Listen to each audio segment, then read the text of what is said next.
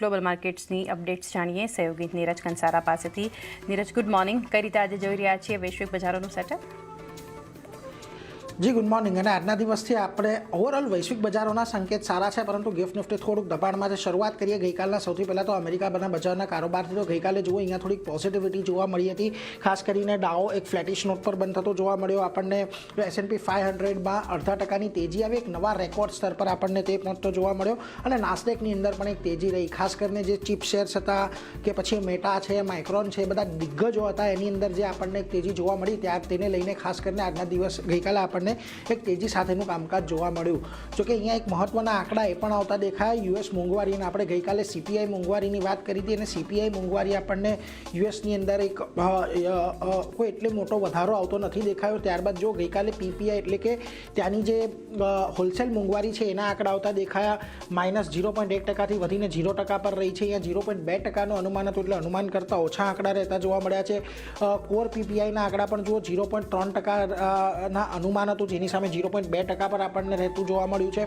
Year on year basis પર વાત કરી લઈએ તો જુલાઈમાં કોર ધોરણે PPI 4.7% અને કોર PPI લગભગ 4.2%ની આજુબાજુ રહ્યા છે, એટલે એના પર એક ખાસ ધ્યાન રાખવાનું। હવે જો આ PPIના આંકડા આવ્યા બાદ અસેટ ક્લાસની અંદર આપણને શું એક્શન આવતા જોવા મળ્યા, તો જો બોન્ડ yield ઘટીને ગઈકાલે 4.64 પર આપણને આવતી જોવા મળી। ડોલર ઇન્ડેક્સ હજી પણ 100ની આજુબાજુ યથાવત છે। હવે સપ્ટેમ્બરમાં તમને 25 બેસિસ પોઈન્ટ વ્યાજદર વધવાની સંભાવના છે। ગઈકાલે આપણે જ્યારે ચર્ચા કરી હતી ત્યારે 40%ની હતી, જે હવે ઘટીને 35% પર આવી ગઈ છે, એટલે અહીંયાથી વ્યાજદર ઓછા વધે નહીં એવી અપેક્ષાઓ અહીંયાથી વધી રહી છે। બીજી તરફ આપણે વાત કરી લઈએ ક્રૂડની, કારણ કે અહીંયા જો આપણને ગઈકાલે ઘટાડો આવતો જોવા મળ્યો, નાઇમેક્સ બ્રેન્ટ બંનેની અંદર લગભગ 2%નો ઘટાડો આવ્યો અને લગભગ $88 આજુબાજુ આપણને બ્રેન્ટ પહોંચતું દેખાયું છે।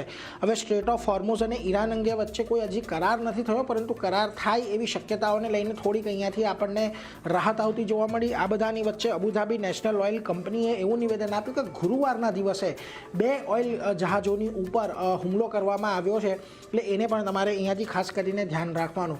બીજી તરફ હવે થોડીક બોન્ડ બજારને લઈને ચિંતા વધી છે યુએસની અંદર, કારણ કે ગઈકાલે જુઓ યુએસે 30 વર્ષના બોન્ડ યીલ્ડની હરાજી કરી હતી અને લગભગ 5.216%ના યીલ્ડ પર અહીંયાથી આપણને બોન્ડ વેચાતા જોવા મળ્યા છે। એટલા માટે મહત્વનું છે કે 2001 બાદ 30 વર્ષના જે બોન્ડ યીલ્ડ છે તે આપણને સૌથી વધારે ઉપરની લેવલ પર આવતા જોવા મળી રહ્યા છે। આ ઉપરાંત 10 વર્ષના બોન્ડની હરાજીમાં 2007 બાદ સૌથી વધુ યીલ્ડ આપણને રહેતી જોવા મળી છે। અને ફીચે યુએસની જે રેટિંગ છે એ A+ યથાવત રાખી છે, એટલે એના પર પણ તમારે ખાસ કરીને ધ્યાન રાખવાનું છે। જો કે આ બધાની વચ્ચે આજના દિવસે તમને એશિયાના બજારોથી થોડાક પોઝિટિવ સંકેતો મળતા દેખાઈ રહ્યા છે। સૌથી પહેલાં વાત કરી લઈએ નિક્કેઈની ડાંગડી, આજે શરૂઆત આપણને થોડી ઘણી પોઝિટિવિટીથી થતી જોવા મળી હતી। કોરિયાના બજારો જો 1.5% ઉપર છે, તાઇવાનમાં 0.5%ની તેજી છે। શાંઘાઈ, હેંગસેંગ અને સ્ટ્રેટ ટાઈમ્સ અહીંયા ખાસ કરીને તમે જો ત્યાં પણ તમને એક પોઝિટિવિટી સાથેનો જ કારોબાર જોવા મળી રહ્યો છે। એકાદ જગ્યાએ તમને લાલ નિશાનમાં કારોબાર છે, પરંતુ એવી મોટો કોઈ ઘટાડો આપણને જોવા નથી મળી રહ્યો।